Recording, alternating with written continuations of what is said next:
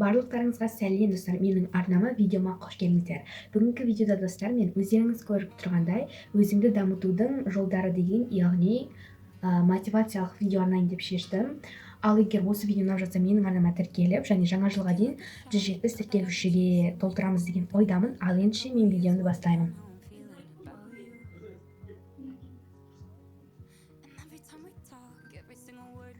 Көп телефон ұстағаннан гөрі 20-30 минут күніне кітап оқыңыз, ол сізге пайдалы.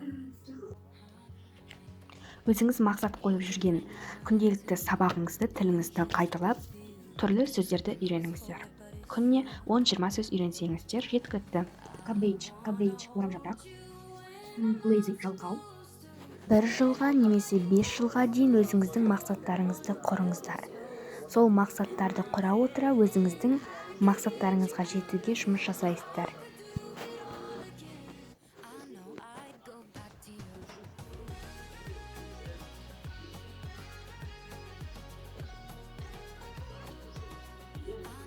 Күнделікті өзіңіздің ісіңізді жоспарлап жүріңіздер. Ол пайдалы және де өзіңізге ежедневник немесе жеке күнделік арнап жүріңіздер. Ол пайдалы. Және сіздерге де кеңес беремін.